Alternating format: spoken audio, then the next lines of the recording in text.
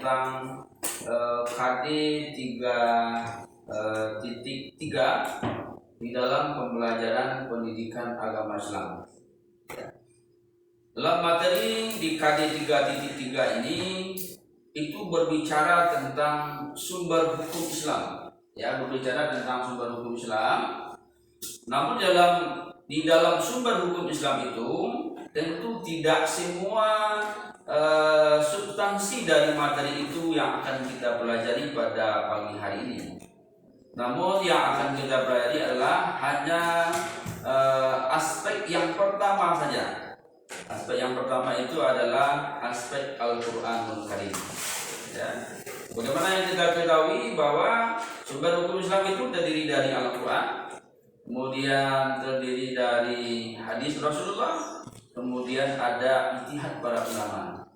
Namun yang akan kita pelajari hari ini adalah hanya di aspek Al-Quran, hanya di aspek Al-Quran. Nah, tentu dalam mempelajari aspek Al-Quran ini, sebagaimana yang kita ketahui sebelumnya, kita sudah menerapkan pembelajaran sebelumnya yang berkaitan dengan Al-Quran ini. Namun pada hari ini kita akan mencoba menggali secara lebih dalam,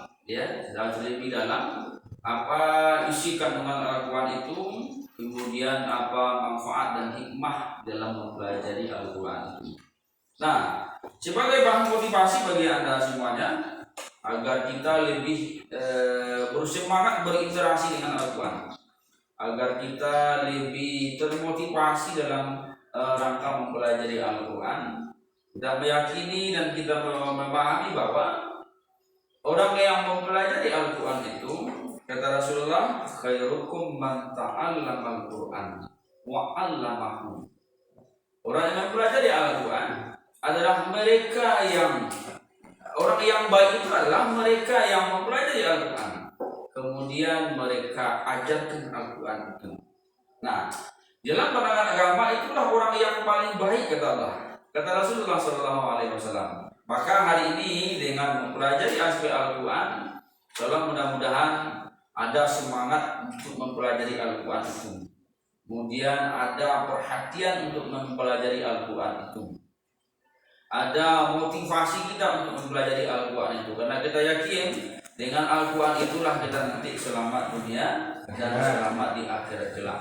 Rabbana atina fid dunya hasanah wa fil akhirati hasanah wa qina adzabannar. Ini kira-kira menjadi renungan bagi kita nanti, menjadi perhatian bagi kita nanti dalam menggali, kemudian memahami, kemudian mengamalkan dan menyampaikan kepada orang lain. Sekali lagi kita ingatkan, orang yang baik itu adalah mereka yang mempelajari Al-Quran, kemudian Al-Quran itu mereka ajarkan kepada orang lain. Itulah orang-orang yang baik dalam pandangan agama.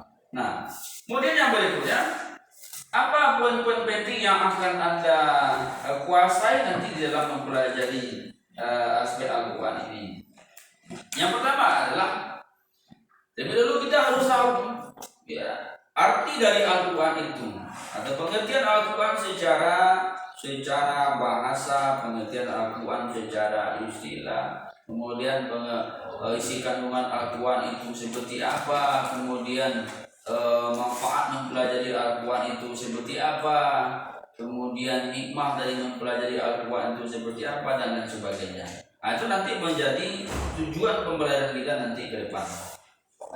Dan insya Allah mudah-mudahan untuk hari ini memang dari yang kita harapkan sesuai dengan tujuan pembelajaran itu, Anda menguasai semuanya dari tujuan pembelajaran yang ada. Menguasai artinya memahami pengertian Al-Quran itu, memahami kandungan isi Al-Quran itu, memahami manfaat Al-Quran itu, dan lain sebagainya. Itulah nanti tujuan pembelajaran kita yang akan kita peroleh dan dapatkan pada pagi hari ini. Nah, kira-kira sampai di sana ada pertanyaan untuk sementara sebelum kita lanjut materi berikutnya? Tidak ya? Kita lanjut.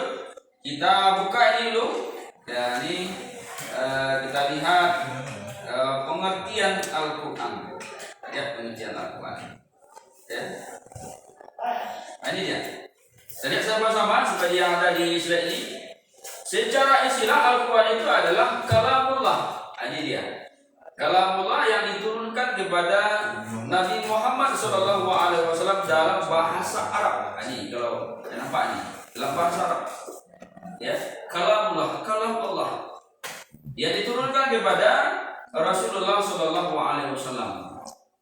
Nah, maka dari itu Al-Quran ini sebagaimana yang kita pahami bersama, Al-Quran ini mukjizat yang terbesar yang diberikan kepada salah satu hamba Allah yang dipilih oleh Allah Subhanahu wa taala. Yakni adalah Al-Qur'anul Karim yang diberikan kepada Rasulullah sallallahu alaihi wasallam. Nah, jadi kalau kita perhatikan orang yang membaca Al-Quran ini nilainya ibadah di sisi Allah Subhanahu wa taala. Tidak hanya membaca, mendengarkan orang membaca Al-Quran saja bernilai ibadah di sisi Allah Subhanahu wa taala. Apalagi membaca. Ya, apalagi membaca. Nah, maka sangat disayangkan pada hari ini bagi para siswa-siswanya apabila kita jauh dari Al-Quran, maka disitulah ya kita disebut oleh Allah Subhanahu wa taala menjadi orang-orang yang merugi dalam kehidupan ini. Satu orang yang merugi itu adalah orang-orang yang jarang mereka itu berinteraksi dengan Al-Quran. Ya. Jarang mereka itu berinteraksi dengan Al-Quran. Tapi orang-orang yang beruntung itu sebenarnya adalah kebalikan dari merugi tadi. Adalah mereka yang selalu berinteraksi dengan Al-Quran. Jadi baca Al-Quran itu setiap hari. Ya, mereka baca Al-Quran itu setiap hari. Mereka pahami Al-Quran itu, kemudian mereka ajarkan Al-Quran. Itulah orang-orang yang baik di dalam pandangan Allah Subhanahu wa taala. Nah, sebagai tambahan dari apa yang kita sampaikan hari ini adalah kalau kita lihat di dalam ayat-ayat yang lain, ya, cukup banyak diterangkan oleh Allah Subhanahu wa taala. Kemudian dari hadis-hadis Rasulullah sallallahu alaihi wasallam cukup banyak.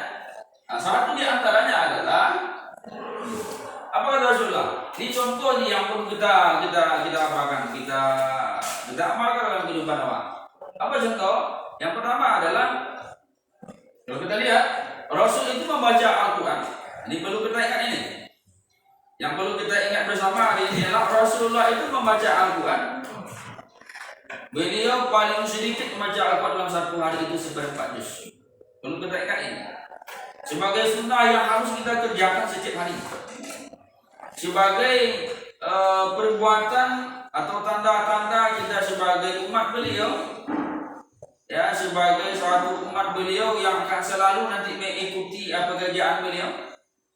Beliau mencontohkan kepada awak, Rasul itu membaca Al-Quran setiap hari itu seperempat juz paling sedikit dalam satu hari.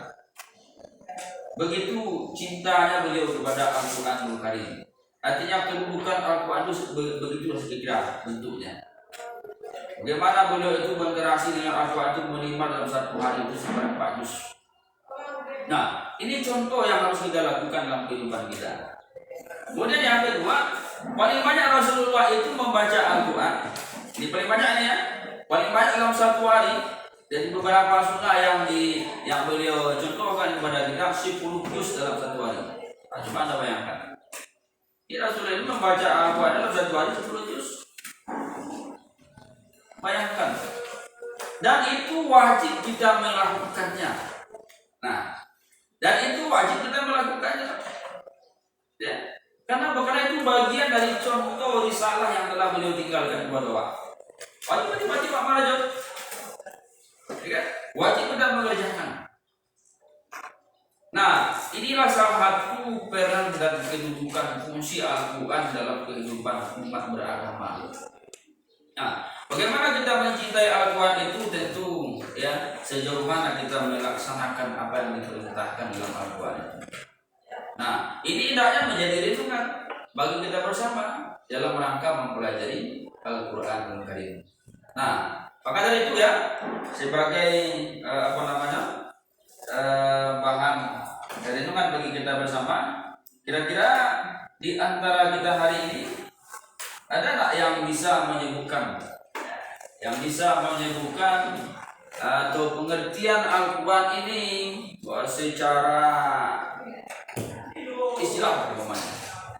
Silakan di antara siswa-siswanya ada nggak kira-kira yang bisa menyebutkan tentang hadis, ya, tentang hadis sebagai sumber hukum Islam yang kedua. Nah, untuk kegiatan belajar di rumah kita ingin sampaikan, Anda cari materi-materi lain yang berhubungan dengan atau referensi-referensi lain yang berhubungan dengan Al-Quranul Karim, dengan aspek Al-Quran, kemudian dicatat.